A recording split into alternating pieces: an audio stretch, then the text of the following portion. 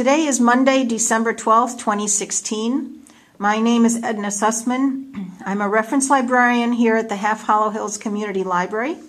We're interviewing Leonard Honig, a Korean Army veteran, as part of our Veterans Testimonial Project and in collaboration with the Library of Congress's Veterans History Project. Thank you so much, Leonard, for your service and for being here today and participating in our project. You're very welcome. I appreciate the invitation. Oh, our pleasure. Leonard, where and when were you born? I was born in the Bronx, New York, January 4th, 1929.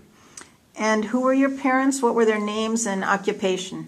My parents' names were Joseph and Kitty Honig. My mother had a very, very interesting job. She used to be a secretary, but she collected clippings of the mayor and the governor of New York State. How come? Just why? Because they wanted the clippings. The mayor and the governor both wanted the clippings. Oh, as part of her job? As part of her job. I see. Yes. My father had a tuxedo rental store. He had 3 stores in New York, one on One Park Row, which was right across from City Hall, and he had one in Brooklyn and one on 48th Street in New York City. Wow. Now, did you have any siblings? I had no brother or sister. Okay. I was the only child. Okay. Now, what were you doing before you entered the service? I was actually involved with 2 things. I used to be a trumpet player. Mm-hmm. I started playing trumpet when I was 11 years old. And I kept at it until when I was 25 years old. Oh. But I worked weekends on club dates before I went in the service.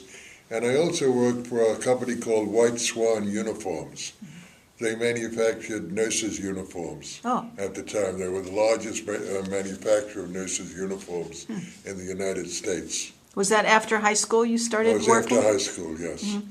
After high school, I went on the road with a dance band. Really? And I stayed on the road for about a year. I traveled throughout the South. Mm-hmm. I went to Cuba for 1 week. We played in Havana. No kidding. At that time. It was before Castro. Mm-hmm. Castro was talking about taking over the country. He was very, very liberal. Mm-hmm. Havana at that time was run by a friendly dictator. Batista was a dictator at the time. Mm-hmm. So what... did you want to continue music as a career, or that was like an aside while you were working? No, I wanted to do it originally as a career, but what happened was, strangely enough, the music industry changed, and Elvis Presley put us all out of business. No kidding. There was no more big bands anymore. Mm. When I was on the road with a band, we were on the road for about a year, and all of a sudden, our jobs were all canceled. Wow. We were traveling all over the South. We were in Texas. Mm-hmm. I was in Biloxi, Mississippi, and they told me that this was our last week. We had no more jobs. How big was the band? It was about a 15-piece dance band. Really? And you got paid? You got paid? Oh, yes. Yeah, we were all paid at that time. I was with Bob Astor and Bob Chester. Okay. They were semi-name bands at that time. Nice. But bands traveled all over the country at that time. They played at... Navy bases, Army bases, Marine bases.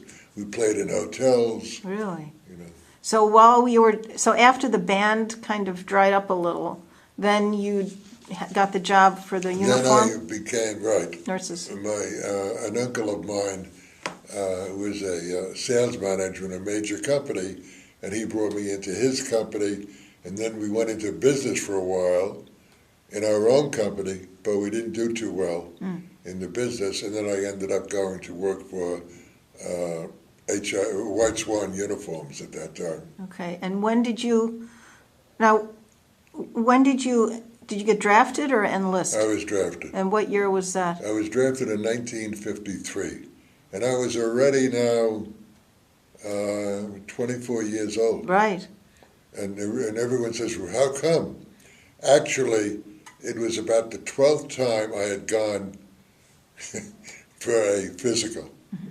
I found out the first time I went for a physical. You mean with the military or just on? The military, in the army. In the army. Okay. When I was first drafted, I was 18 years old. Oh. And the first time I went for a physical, I found out, which I never knew I had, they told me you have a pilonidal cyst. Oh. And a pilonidal cyst you're not 4F, you're 2F.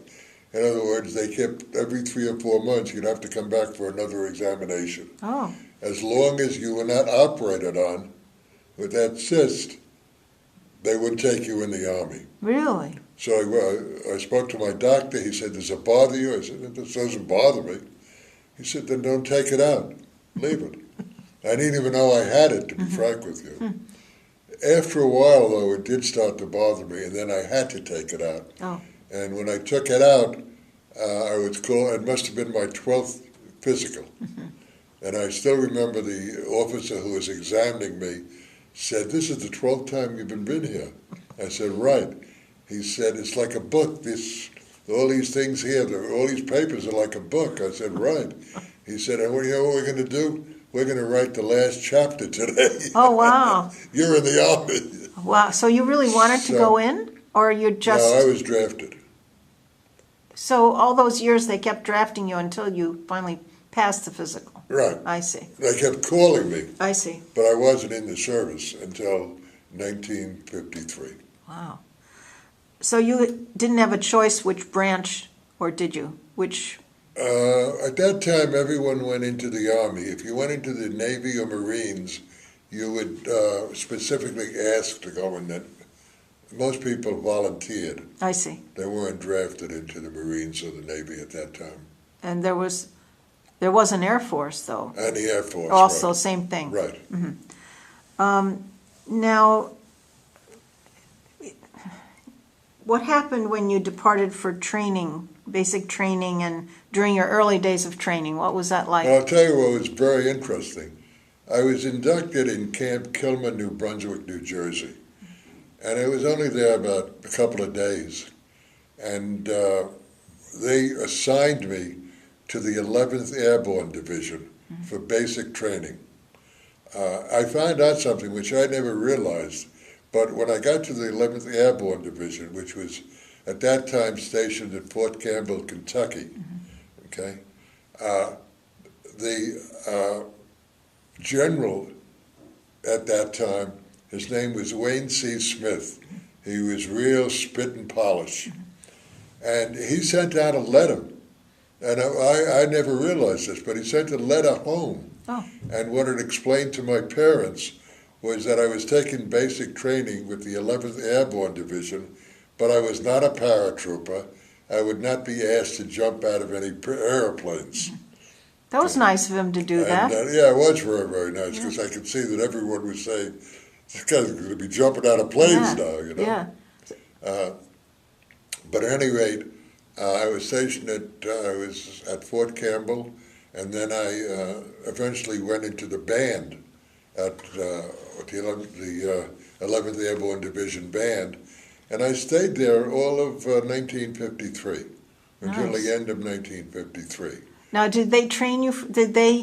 They knew you had a music background, so they... They did, but I went through basic training like everyone else, and I know that, and I was listed as a light infantry man. Okay, but through the basic training, my MO was musician. Oh, okay. So that was the position I would have from that point on. That's nice. Yeah, it was great. It really great. was. I'll Yeah. explain many things to you later, but Yeah. it was great. Very so it was nice. like being in special services, to be frank with you. Right. And then I went with the 11th Airborne Division Band, which was a good band, by the way. I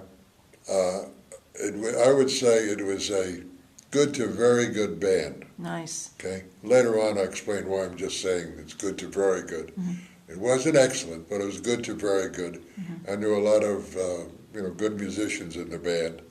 And though I took my basic training at Fort Campbell, it was the same basic training as the paratroopers took, except that we didn't have to go up in a plane. Okay. And it was tough. It was, but it turned out that Fort Campbell was a very, very clean camp. The food was good.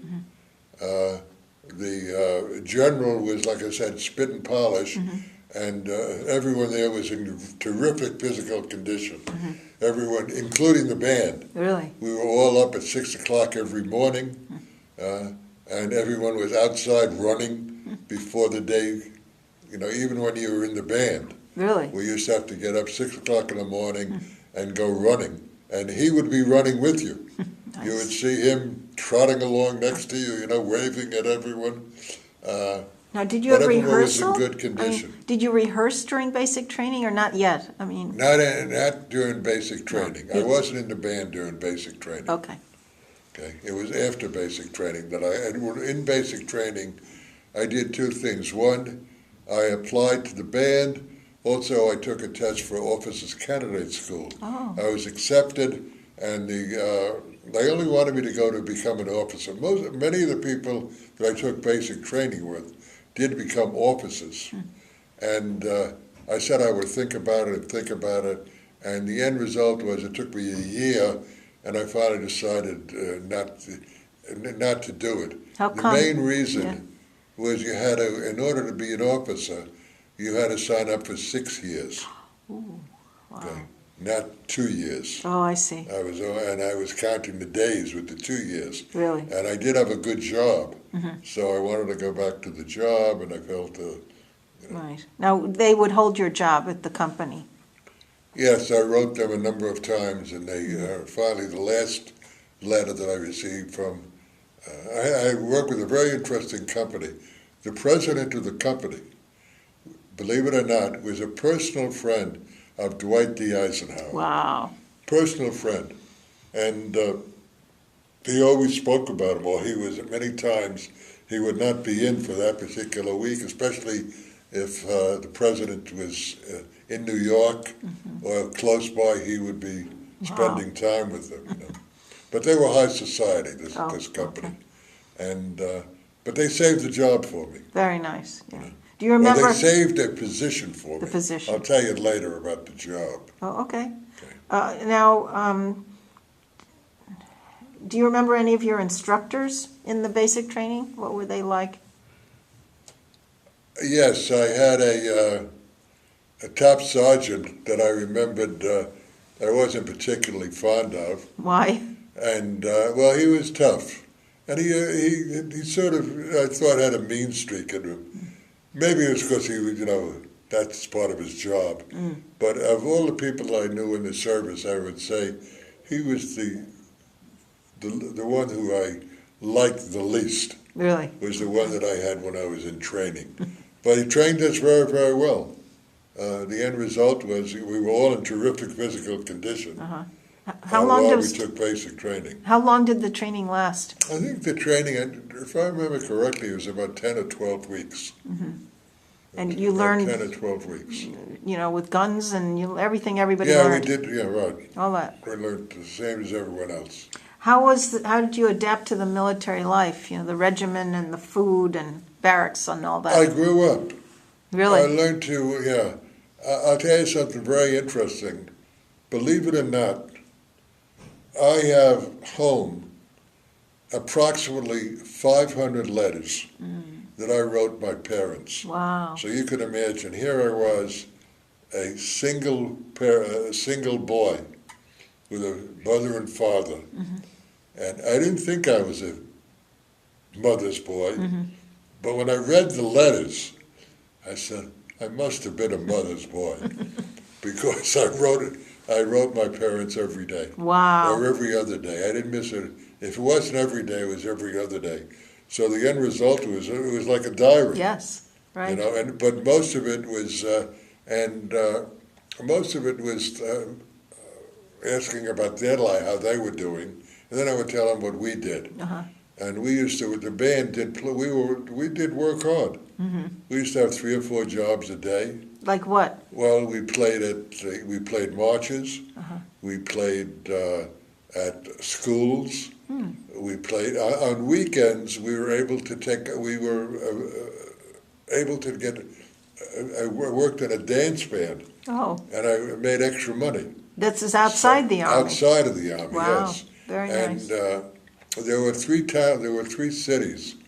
One was Fort Campbell, Kentucky, is to the south is Clarksville, Tennessee. Mm-hmm. To the north is Hopkinsville, Kentucky. Mm-hmm. They're just a few miles from Fort Campbell. And south of Fort Campbell is Nashville, Tennessee. Uh-huh. So we even went and worked in Nashville, Tennessee. We worked some jobs. Really? Wow, And nice. we worked at anything we ever worked for the office. It started out with the officers' clubs, but there were also dances. It was at the officers' clubs, the USO. So aside from playing all week long, playing marches and parades, and but we also played. I remember for the general when he was when he was 55 years old. I remember we had to get up at 5:30 one morning and play Happy Birthday to him outside of his home. Wow. It's like 45 musicians up at 5:36 in the morning singing, playing Happy Birthday Very nice. to a general, you know. Did you play the music by heart most of the time or not? No, we You had had music from Music yeah. to read from. We had music to read from, right. Very nice. Wow. I got a degree in music and I'm just envious, you know, how wonderful. Yeah, we played an awful lot. And then I was also the bugler of the division. Oh, So, what did that entail? well, that entailed, in Korea and in later on, it entailed a little more than it did at Fort Campbell. But in Fort Campbell, we split it up. And it also entailed doing the same as the band did, but you also had to you would stay at the, where the commanding officer lived. Oh. In the office, you would sleep there. Oh. And you would play reveille in the morning and taps at night. Really? Called to colors. You played all the different calls. Like every day? One or the other? Yeah, ordinarily you were, other people were orderlies or KPs. That was if you were a trumpet player, that's what you had to do. Nice. So you became like the bugler for that week. So after Fort Campbell, where did you then go? Interestingly enough, when I was at Fort Campbell, while I was at Fort Campbell, I was there almost a year. I was there from March to the end of '53, and I only wanted to go to Europe. And every Sunday, the commanding officer of the band was a warrant officer, and I would he had open house on Sundays, and I came in every Sunday and asked for a transfer to Europe. Really? And he turned me down. 1 week he turned me down. The next week he turned me down. The third week he said, "Okay, you're going already." You know. As So a he said, musician, just fall though. out next week. Still as a And musician? you're going overseas. Oh. Right. So I fell out the following week. They were going overseas. They called out the names. On the left was all the people going to Europe. The right was all the people going to Korea and Japan. So they call out my name. I go to the left right away. They said, no, you're not going to Europe. You're going to Asia. Oh. You're going to Korea and Japan. So I was assigned to Japan, which turned out to be, Japan was at that time, everyone wanted to go to Japan. The war was over, okay? Everyone spoke about the Japanese girls, okay? And everyone wanted to go to Japan. So they sent me to Fort Lewis before I go to Japan. Where is that? Fort Lewis is in Olympia, Washington. Oh. And that's where you go. Either you get on a boat or you get on a plane, and they take you to Japan. I was at Fort Lewis. I must have set a record because every day they would call out people that were going overseas, and myself and another person, they never called our names. Oh. We were there for 6 weeks. What did you at do? Fort Lewis. Nothing. Oh. Absolutely nothing. They never called our name. We were in the barracks all by us. There was no one in a particular barracks one time when everyone went overseas, right? And the reason why he was a writer, he was going to be a writer for the Stars and Stripes, which was the newspaper in the Army, and I was a musician, and they didn't need either one of us. Oh. So we didn't go overseas.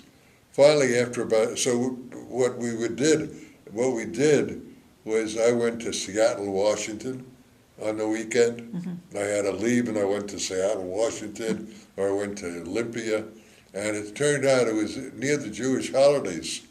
And I met some really interesting people in Seattle. I met someone, I still remember the person's name, because his name, he was the wealthiest person in Seattle at that time. Wow. His name was, and he had a name like a comedian that was very well known. His name was Sam Levinson. He wasn't the Sam Levinson that was the comedian, but that was what his name was. And they actually picked the two of us up in a chauffeured limousine. Wow. And they took us to a Seder. You're kidding. Oh, In nice. a chauffeured limousine. And then they took us also on a tour of Seattle. Very and they nice. were really, very, very nice to us. Yeah. And they came back the following week and so forth. And so for a couple of weeks we went into Seattle. And these people would pick us up and take us to, into Seattle, show us, take us to the movies and shows. And Very so forth. nice. So it was really nice. And finally, we went overseas. Okay. And I get to Japan, now I'm all ready to stay in Japan. Because I hear this is the best place to be. And Was that in there. 54 or after Fort Lewis. after Fort Lewis, but it was 1954 It was early? 1954, Okay. yes. Right. War is over now in Korea. Okay. And I decide I'm going to stay in Japan. And I audition for the band. Oh. I'm accepted, okay? But they tell me they don't have any openings right now, okay?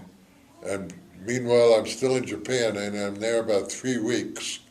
And finally, they say, okay, you're all set to go. You're going to Korea. Oh. I said, I'm going to Korea? Well, there's an opening in Korea for trumpet players. Oh, my God. So on I go to Korea. And I still remember the trip to Korea. How did you get there? On a plane or? No, they took us, we were in Fort Drake in Tokyo. And they took us from Tokyo to the bottom city in Japan. And then you get on a boat. Oh. And then they take you over to Incheon in Korea.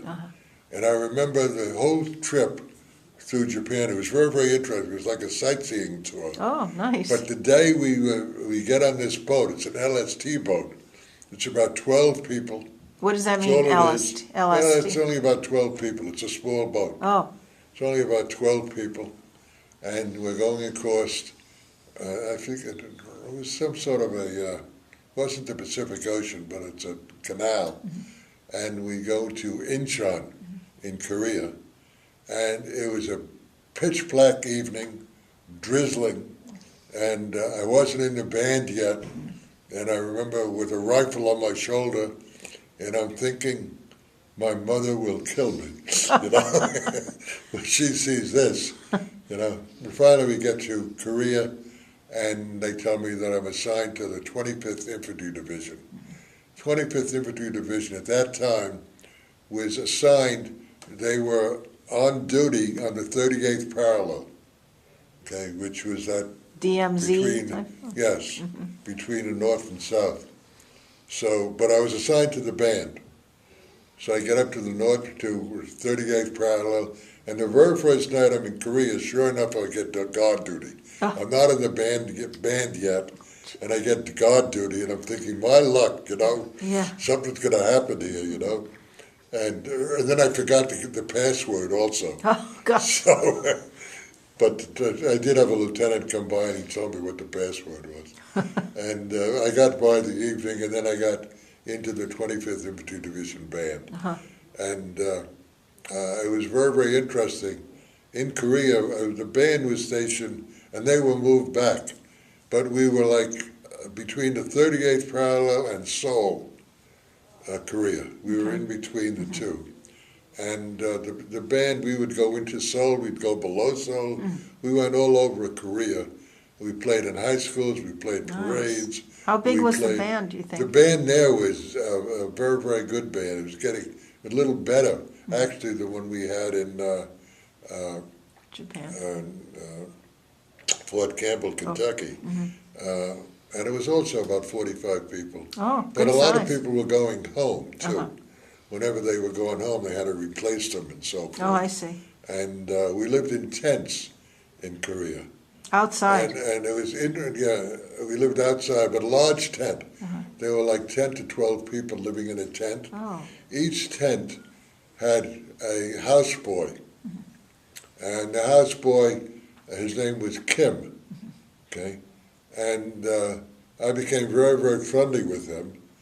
And actually, when finally, a little later on, when I left Korea, I only wanted to bring him with me. oh, But he didn't want to leave. oh. He didn't want to leave his family. He didn't want to leave. But What was his job? his job was to do everything that we were supposed to be doing. He did everything. We did not. The band did. All we did was play. So did you guys all practice during the day? Yes, You had we to rehearsed practice. during the day. Yeah. You know, we rehearsed a couple of times during the week, not every day, but we rehearsed every time, a couple of times during the week. We played 3 or 4 jobs a week, Wow. a day. I'm sorry. A day. Yeah, Wow. we had a lot of jobs. We did dances. We had a dance band. We did marches. We played in schools. We played in libraries. Nice. We played for the Korean people. Really? At that time, yeah. We played when people went back home also. Okay. Did you have to learn the music? I mean, practice the music on your own? Not just group rehearsals, but did you have to Yeah, practice? you had, well, most of us didn't do it, but you could if you wanted to. But you probably didn't need to. I did something very interesting in Korea. I could have practiced if I wanted to, but instead of doing that, I actually took college courses while I was in Korea, Really?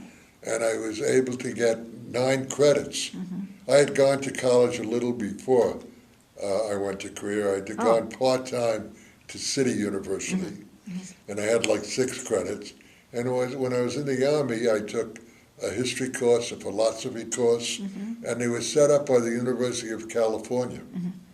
And they were armed services, but they were full college credit courses. Nice. So, nice. and they were run the same way. Actually, the people I taught you were professors from the University of California. They came over to teach these courses. Really? And you had a midterm, you had a final. So you had to You know, study. It was so you had to study. Yeah. Right. But I didn't mind it. I liked to do that. So I would read, instead of practice. I didn't have to really practice that much. Okay. It wasn't. We were doing the same thing all the time. Did you? So when you served abroad, did you stay basically with the same group of military group because they were all in the band? Kind of stuck together. Yes, I had friends. The one thing I had friends when I was in Fort Campbell, Kentucky. I made friends with people I took basic training with. I also had friends who I was in the band with at Fort Campbell. I also had a girlfriend who lived who lived in Nashville, Tennessee. Oh, how did you meet her? And While you were I met there? her at a USO dance. Oh. She was at she was like a, I don't know what you call her, but she worked for the USO. And she was like a steady girlfriend when I was in Nashville, Tennessee. And it was interesting because later on I'll speak about her. When I went to Korea, she wrote me. Oh, nice. And later on, when I was back home, way later on, strangely enough, I found out something about it because she wrote me throughout my Army career, amongst other things which I'll go on to. But this one in particular wrote me, and she was now living in New York City. I thought I would never see her again. Oh. When I left Nashville, I thought I would never see her again. And she was exceptionally pretty. And I know everyone says that about their girlfriends, but she was. And strangely enough, when I got out of the Army, a year and a half later, she called me one time.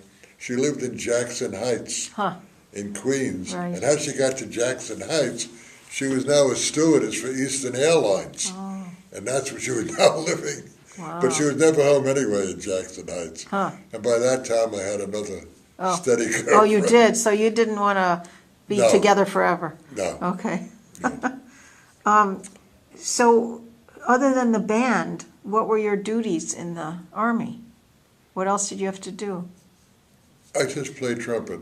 That's great. Just played trumpet. That's great. Now, at the end of, as I mentioned before, when I was in Korea with the 25th Infantry Division Band, one thing I didn't mention to you, that particular division was the first division into Korea when the Korean War started. Oh. So now the Korean War is over, and they were the first division to be sent home after the Korean War. Okay, and interestingly enough, where do you think their home was? New It York. was in Hawaii. Hawaii. Wow. So we went to Hawaii, Okay. and I know when I was in Korea, everyone said, they're going to take us to Hawaii. We're going back to Hawaii. Well, the band was the first one to leave because we played everyone home after that. Oh, I see. And we went to the 25th Infantry Division Band went back to Waikiki, and we were at Schofield Barracks. Okay. Schofield Barracks, if you remember what most people remember about Schofield Barracks, it was from the movie From Here to Eternity. Oh, okay. That's where it took place. Oh, okay. And Schofield Barracks was like, there was no place better in the Army to be stationed than Schofield Barracks. It was immaculate, completely immaculate post. And the food was outstanding Nice. in Hawaii. The food actually, even overseas, was very good. Really? The food was good in Korea, and the food was excellent in Fort Campbell. I never complained about the food when I was in the service. And it got better and better, and the bands got better. Nice. By the time I was with the 25th Infantry Division in Hawaii, we really had a top band. Nice. We were really good, and we had a very, very good dance band. Though we had a little problem getting jobs in Hawaii because there was a Hawaiian post. There were local people who did a lot of work, and there was also a union in Hawaii that prevented us from doing some work. But the dance band didn't. We still played the officers' clubs. We didn't make a lot of money, but we got $10 a night for playing, or $6, whatever it might be. But weren't you still in the Army? You were still in the So Army. you played Army functions too? Yeah, oh yes. All the time. Yeah, we always played Army functions. And we played in Hawaii, we played a lot of functions because there were constant parades in Hawaii, and also there were people coming and going. So every boat that came in, we played. We even played, I think the funniest job I ever remember playing was they called us out one day. This is, just imagine, we had like in Hawaii, we had a large band. It must have been a 70-piece band. Big. Really? It's huge. Very, very big. Big, yeah.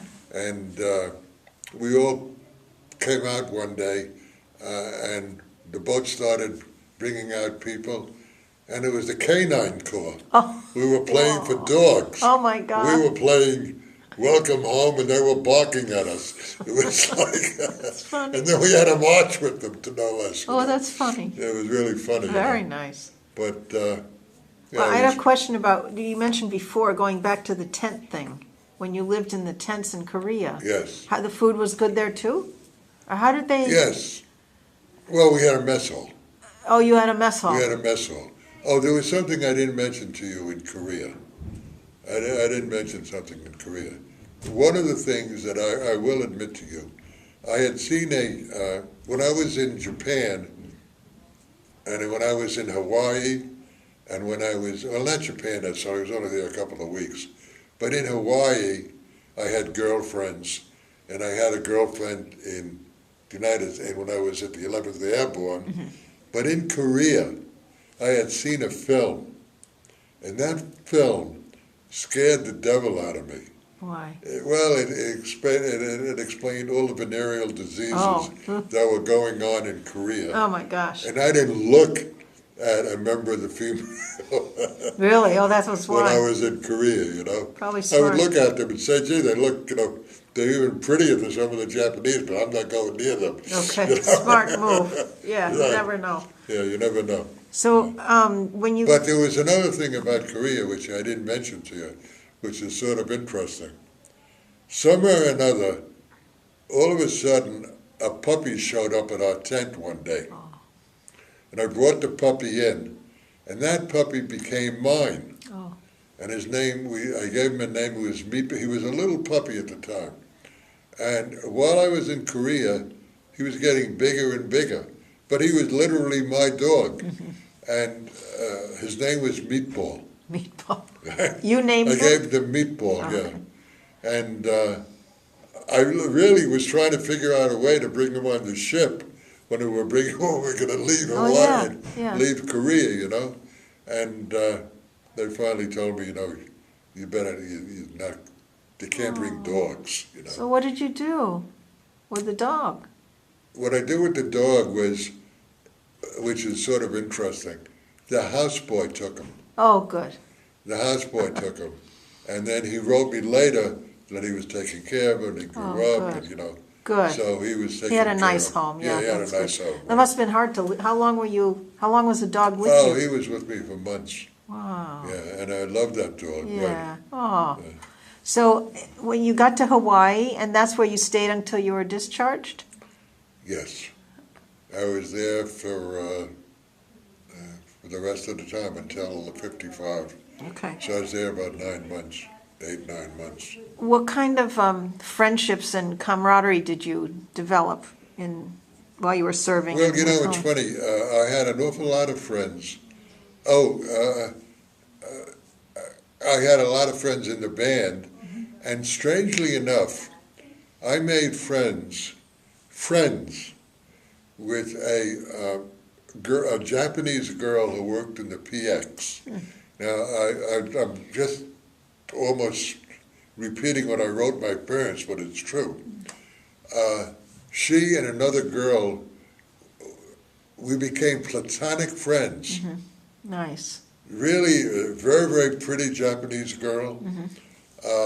She came from a very well-to-do Japanese family. They invited us, I'll tell you something really funny, but at one time they invited us to a beach party. And I was the one who made the connection with this girl at the PX. And she invited me to a beach party and told me she was going to bring along around 10 of her friends, all from the PX. So you get 10 of your friends. Oh. So I figured, well, it's a beach party. I don't, in my mind, I'm thinking of what a beach party is like. And I handpicked the guys I'm going to bring. I bring the master sergeant, anyone that could do something for me in the service. I pick for this. I tell them about this great beach party we're going to, We finally it was on the other side of Waikiki Beach, and it was set up, 10 girls are there, one cuter than the other, all Hawaiian. Okay. They were Japanese, and the one I knew was Hawaiian. She was a purebred Hawaiian. But there were Japanese and Hawaiian girls. And, which I didn't realize, their parents were there. Oh. Too bad, right? And they also cooked food. Ooh. And the food was really fantastic. Yeah. And it turns out that each one of them all these girls who worked at the PX, all of their family, they lived in a better part of Hawaii, Oh, I see. the wealthier part, and all their parents had good positions and so forth, and they were really nice people. Nice. And later on, I was actually invited by myself. I went to 2 dinners at their homes, Oh, where there were nice. no other soldiers or anything like that. Very nice. But it was all Asian people. Yeah. But they really, took a liking to me. Very warm. But they were really nice people. Very really nice. people, right. Did you still keep in touch with them after you left? interestingly enough, all these people, when I read all the letters that I wrote my parents, and all these people that I was corresponding with and so forth, when I got home, little by little, I just stopped writing them. I didn't correspond anymore with any of them. You get busy with work and life, and right. It's hard. And one thing I should have mentioned to you, but before I went to, when I was at Fort Campbell and I was going overseas, I was off for about 10 days, and I came home at that time. Oh. And when I came home, I called up my best friend. He told me after, hey, nice to talk to you and so forth. He also mentioned, you can do me a favor, or I'll do you a favor. I have reservations at the Grossingers, but we can't go. I was supposed to be his best man. He was married. He said, but he was sick. He was always getting a cold, this guy. Even when we were in public school together. He was a public school friend of mine. He was always getting sick. He said, but I can't go. So you can go. You can take my place. It's all paid for. All you have to do, it's 3 days, Show up. So I went. And I get to Grossingers, and they tell me what table I'm sitting at. And there's something in the newspaper, it talks about, check out the pretty girl at table 15. So whatever the table was. So I look at the table I'm at, it's table 15. And I'm looking at who's the pretty girl. And there's a seat that's empty. So everyone tells me, oh, that's Sandy, she's not down here yet. Okay. So everyone finishes dinner and so forth. I wait for the pretty girl at table 15. Right? The end result is that it was that person who I met, who later on, when I got out of the service, is the one I end up marrying. No kidding. Wow. So did you correspond that whole time then? Well, she corresponded me while all the time I was in Hawaii. I'd write her, and then she would write back. And when I got out, of course, I would always tell her, she had a sister, an older sister, who's still living. Interesting story. She has a sister who's still living, who, when my wife was sick, used to call her once or twice a day. Oh, nice. And then when she passed away, which was recently, now she calls me once or twice a day. Oh, how nice. That's very nice. Good. But at any rate... well, how long after you got out of the service She was a very interesting girl, this girl. She had, before I decided, I'm just kidding about this now, she had two positives right away. Number one, she lived in Bell Harbor, which is the Rockaways. Okay. And she lived on the beach block. That was the first thing. She lived on the beach block, and she had a convertible. Oh, really? What did she do? Was she working? Yeah, she was a secretary at that time. Oh, okay. She was a secretary for a lawyer at that time. So how long after you got out of the service until you got married? Or not long, maybe 6. I got out in March. We were married in November. Oh, nice. We were engaged in April or May. May, I guess. So you weren't engaged while you were in the service the whole time? No. Okay. Okay, so when you were in the service... We were married 60 years. 60, wow. 60 years. Mazel tov. Right. Beautiful. Right. What did you do for recreation while you were in active duty? When you were off duty, what did you do? In Korea, in Japan, in Hawaii? Well, as I mentioned to you before, I was taking courses, number one. Right, so you had to study. So I studied. Right. And I found it very, very interesting. It's funny, we're talking about in a library today. Interestingly enough, I don't spend that much, I spend time in a library, but not as much as you might think. Because one of the things that everyone gives me, and if you were in my home, you'd see why, I have my own library. Nice. At home.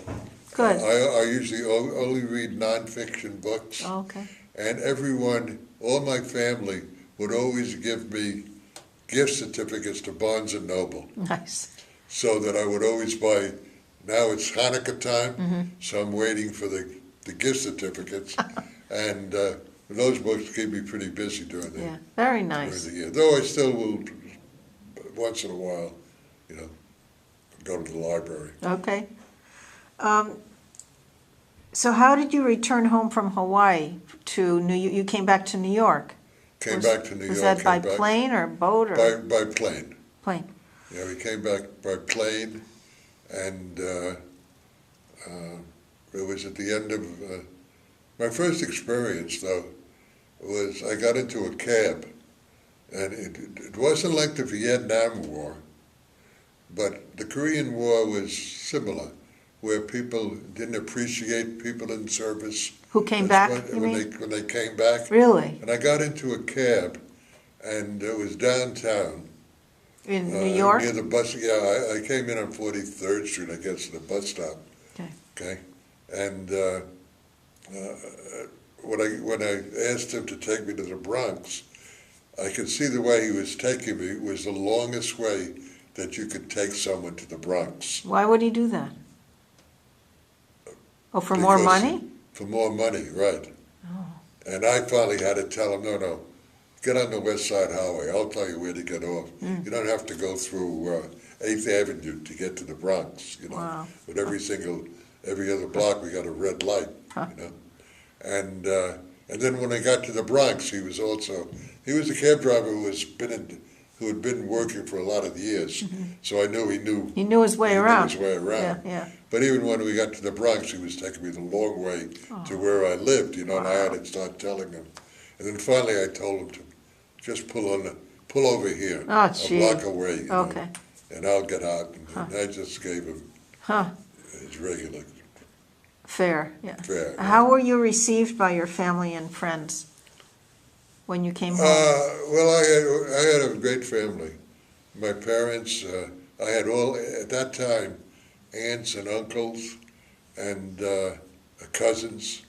The ones that were in the service wrote to me. They all wrote to me. All my Really? family wrote to me. Nice. They sent me salamis. Oh, I went to one time, got I can't remember his name, but there was a Today Show at night, a nighttime show. Steve Allen. oh yeah. And one of my aunts, somehow or another, he sent me a big salami. Steve Allen did? Steve Allen did, yeah, but it was my aunt was in the audience one time, Oh, and she won the salami, and she had him send it to me overseas. very But nice. that was what a lot of people did a lot of different times, Huh. where they would send food overseas. But you were accepted and integrated back into Yes. job? Yeah, and- I started work, I think I came in on a weekend, and that Monday, I was up back to work at the company. Company, The nice. only thing was,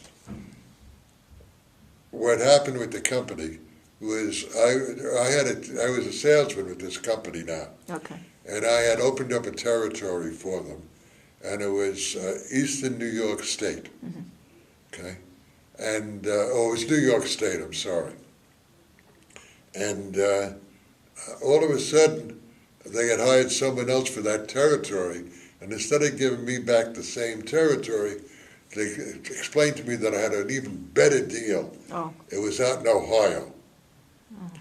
So I made one trip to Ohio. Meanwhile, I had this girlfriend who lived in Belle Harbor. I made one trip to Ohio, and I was there for about 2.5 weeks. And I said, this is not for me. oh, You know, this idea of you're going to Cleveland and Canton and Cincinnati, and it's far from home. And when I came back, I didn't take the job. I really? resigned from the job, Oh, and then what did and you? I ended up working for another company. Oh, okay, Got a job right away. good. In sales too, or? Yeah, I'll tell you something interesting. I resigned from this company, and as I went down, don't ask me how, but I walked downstairs, and they were on 34th Street. Okay, Their office was on 34th Street. Okay, I walked downstairs. I walked across Fifth Avenue, in front of the Empire State Building. Sure enough, I meet someone that I know, and I tell him I just left such and such company, He says, there's an opening in my company Wow. for a sales manager. Wow. So I ended up the same day going upstairs. I didn't get the job right away. I had to go to Atlanta, Georgia to be interviewed by the president of this particular company. But I ended up working for that particular company. Wow, that's amazing. So it was really just out of luck. Very lucky. Yeah. Was that in 55, 56? I was in 55. 55. Right. So, have you remained in contact with any fellow veterans? I did originally, and then they all faded away after a while. I had a good friend who lived in Jersey, but after a while they just faded away. Yeah.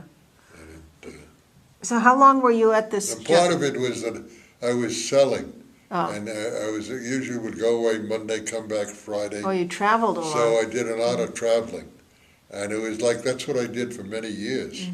You know, I'd go away Monday and come back Friday. Now, did you travel just other states too, or within New York? Yeah, no, within New York State, Pennsylvania, Okay. West Virginia, New England. What were you selling? I was selling White Swan uniforms. Later on, I worked for a major jean company, which was HIS Sportswear, Okay. which was the first company. They were a very, very interesting company. And that's where I ended up living in Albany. Oh, okay. And they were a fantastic company. They were the first, there were 3 jean companies at that time. There was Wrangler, Lee, and Levi. But they all made one type of jean, a 5-pocket denim jean. This company made fashion jeans. We made bell bottoms, we made tight-fitting jeans. We advertised in Playboy. We were the first jean manufacturer to advertise in Playboy. So we became like the hottest fashion jean company in the United States. Wow. And when I got to them, they were the best company to be with because we really did. We did very, very well, and I made a lot of money with them for a young person. And then I became their sales manager. So how long were you with them? I was with them for about 13 years. And then? And then I stayed in the business. I went with another company, and then I retired and took a number of different lines. And then in the interim, as I mentioned before, I always wanted to go to college. Even when I first got out of high school, I wanted to go to college. And I ended up going on the road with a band.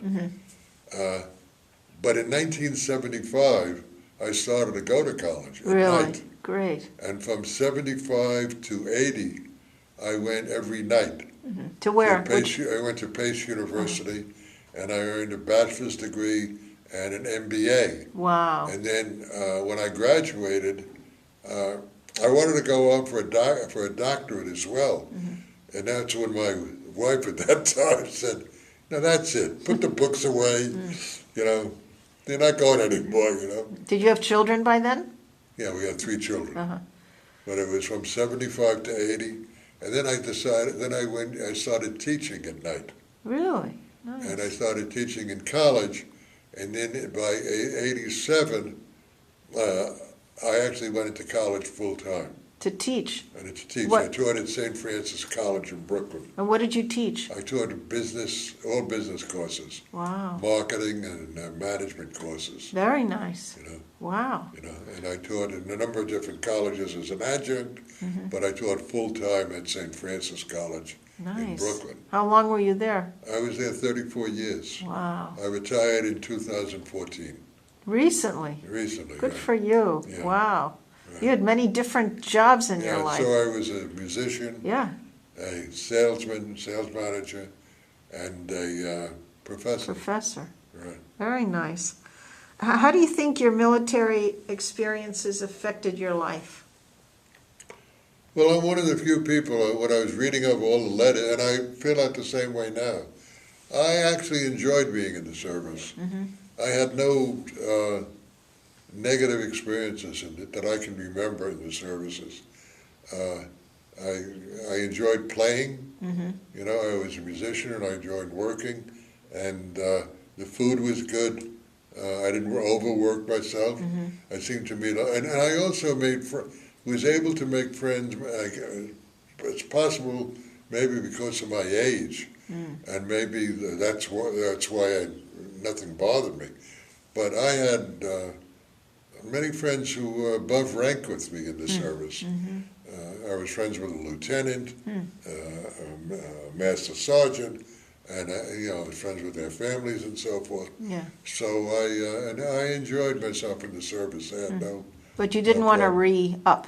No, I never wanted to stay in the Army. Stay, no. And I would always write, and as I mentioned to you before, I guess I had a very close family.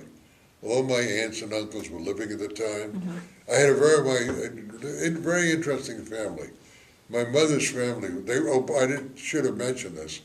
Both of my families were from London. Oh, They were English. and your parents were born in London They were too? all born, yeah. Oh, They were born in London, and all my aunts and uncles, well, not all my uncles, but all my aunts were born in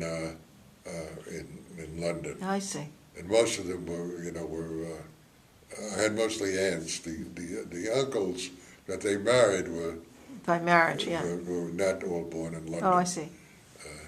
And they were all nice people. Nice. They all wrote me when I was in the service. Oh, that's wonderful. Yeah, so it was really a very, very Very interesting nice. experience. What do you think are some life lessons you learned from the military? Well, one of the things I learned was, number one, to take orders once in a while, where you're not always the one, you don't have to always argue about everything. And, Was that hard at not first? That or- not that I argued, No. but you do learn to take orders, And I remember one time having KP, and one of the reasons why I had KP was that I had another. They assigned me something else that I didn't feel I wanted to do, and I mentioned I didn't want to do, and they said, "Well, we got something better for you to do if you don't want to do that." And I ended up doing KP.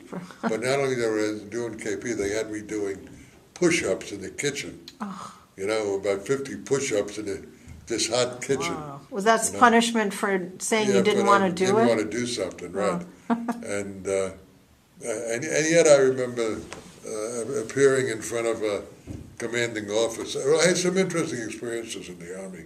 One of the interesting experiences was one time, I guess it was originally when I was at Fort Campbell, Kentucky.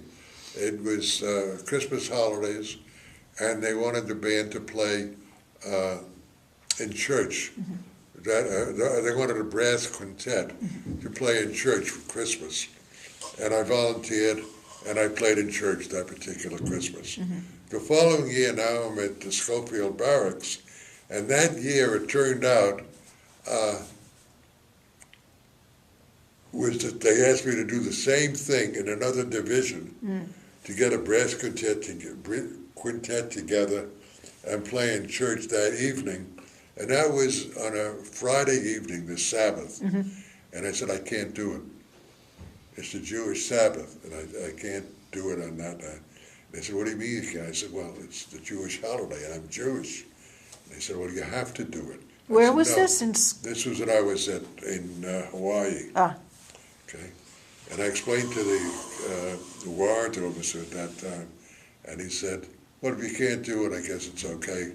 But they do have we have a listing that came down from the general that he wants this to happen and so forth. So you'll have to talk to him. I said, I have to talk to the general? They said, you just tell him what you told me. So I remember going to see the general, a 3-star general. Wow. And I explained to him it was a Jewish Sabbath. He says, oh, I understand. That's perfectly reasonable. I don't know why they even said you to me. That's fine. Nice. And that's nice. that was the end of that. So were you observant while you were in the military? I did go to services. And Friday I night did go to generally? services. You didn't. Friday night, I ordinarily would go to services. Oh, okay. In Korea, in Fort Campbell, we had a setup where they did actually have someone who was running services. In Korea, we had it. Really? And also at Schofield Barracks, I had it. In Hawaii? So in Hawaii, yes. So in most of the cases, you had services. So generally, Friday night. that wasn't a problem with, No, it wasn't a problem.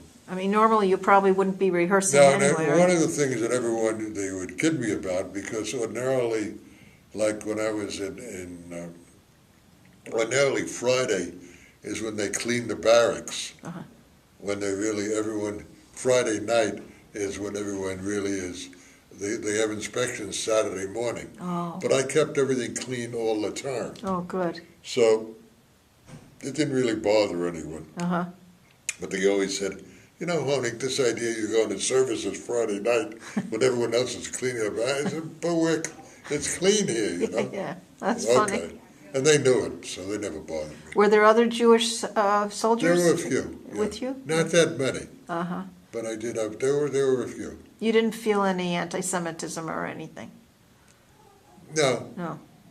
I do remember, as I mentioned to you before, when I got in the, I didn't tell you this, when I did get in the Army originally and took basic training, and I had this tough sergeant, when he would call out, I don't know why, but he was tough on everyone. He was really a tough guy. And when he called out the names, somehow or another, he mispronounced my name. And I never corrected him. I didn't want to correct him. And instead of saying Honig, he would say Hogan. Oh. And I would say, here. Oh, that's funny. So I was sergeant, at that time Private Hogan to him. That's funny. I said, that's all right, let me think I'm Private Hogan. How far did you get with your military? So private, and then did you advance? Corporal. Corporal. Yeah, right.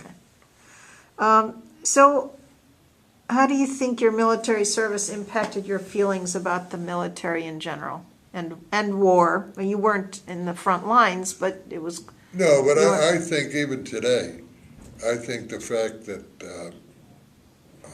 I think young people, I felt it was a growing up experience. I also felt that I was serving my country, to be frank with you. Yeah.